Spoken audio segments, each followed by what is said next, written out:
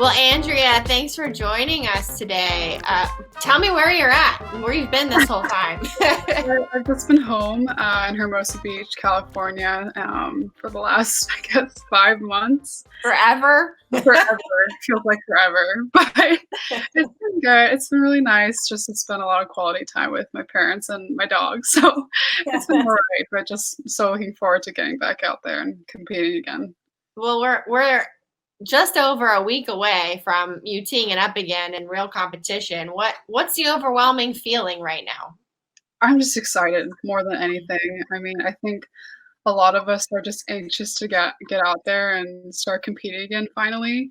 Mhm. Um, I mean, despite everything that's going on, just that excitement and that, looking forward to finally getting our lives starting up back again is just, you know, is what I'm looking forward to the most. So yeah, I'm really excited to finally travel again next week.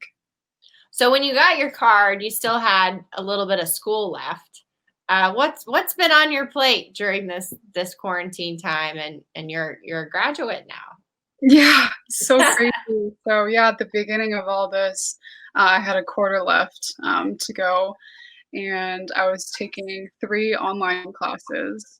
So just kind of doing a lot of reading and writing here and there for a couple months through June, and yeah, and then I don't know, I just suddenly became a graduate, and it was such a weird feeling.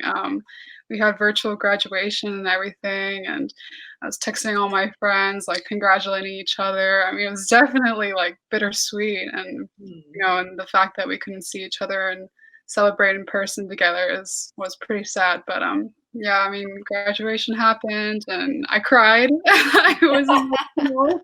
Aw. I can't believe my 4 years are over, it was probably some of the best years of my life and just kinda had a sad ending to it, but, hopefully I'll get to be able to get together one day and celebrate in person. I think that's what they're trying to do, so fingers crossed.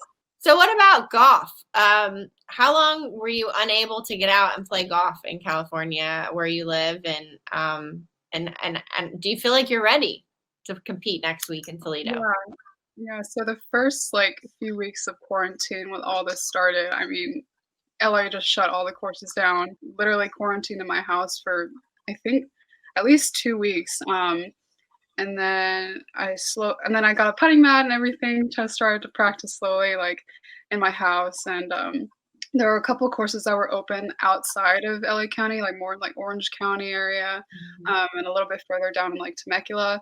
So I kinda made my way down there a few times a week to practice, get on the course, do whatever I can because there was nothing else to do. So I've been kinda sharpening up a little bit since, I guess that was, like, the end of March, early April. Um, and yeah, finally LA County started to open everything back up again, and I've been practicing a lot, probably 4, 5, 6 times a week, and, just really excited to prepare for the season finally. I think there's been definitely pros and cons about the quarantine. Been able to, like, sit down and think about what I really have to work on, for the upcoming season. I don't think any of us have had, like, such a big chunk of time to really work on our game, and, I think the most is, like, 2, 3 months of off season, that's it, but it's been, 5, 6 months now, and, I think everyone's just ready to get back out there, but, yeah, I guess, um, the bright side to all this is that, we can really work on our game and grind it out and, just try to figure out what we need to do to get better. So that's what I've been doing as in regards to golf and just trying to play as much as I can and work with my coach and, just try to really work on the things that I need to prepare for the season. So this goes down in history as one of the most bizarre rookie years for anyone. What are your expectations or your hopes for the rest of 2020? Honestly, just to do the best that I can, because, there's no reshuffle, for the rest of the year, and I think the only way to, improve your status at all is to win, and, that's definitely a goal of mine. I don't think it's impossible. I think that there are definitely a limited amount of tournaments where, I can go and do that, but, I'm not gonna try and expect too much out of myself or, you know, try to force things and I'm just gonna go out there and really enjoy it. I mean, it's been 5, 6 months since I last competed, so I'm just really looking forward to getting back out there more than anything. And yeah, I have, a few goals in mind, and hopefully I'll be able to accomplish them. But if not, I mean, I think this is, it's a great learning experience, and yeah, it's been definitely a bizarre year for sure for everyone. So, not gonna try to expect too much and just have fun and, really embrace the opportunity. So my last question is, I was talking to Inkster a while back, and she said that you guys exchange text messages every once in a while. What's the best Inkster advice that you've gotten over the years or in recent months? Yeah, Julie's great. I mean, she's one of my role models for sure. She's been kind of like a mom to me up there at Stanford. I see her a lot, and we play together here and there. And I think one of the biggest things that she's told me is to, just stay really positive and not to wear your heart on your sleeve while I'm out there competing, because Mm. that's what I've really had to work on. I think in recent years, especially throughout college.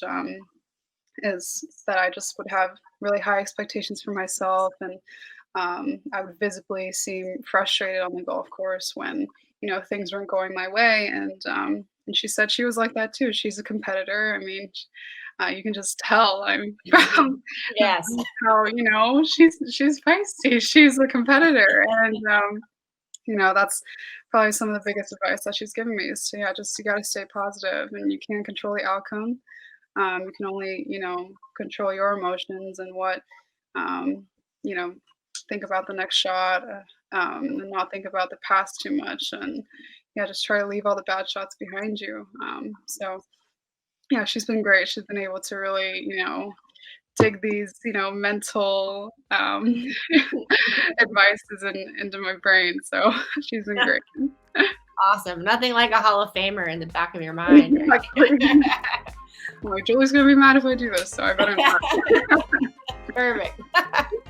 Thank you so much. It was so great to catch up with you, Andrea. It's so good to see you, Beth Ann. I look forward to seeing you in Toledo. And me too. Finally, some new faces. Yes. Go.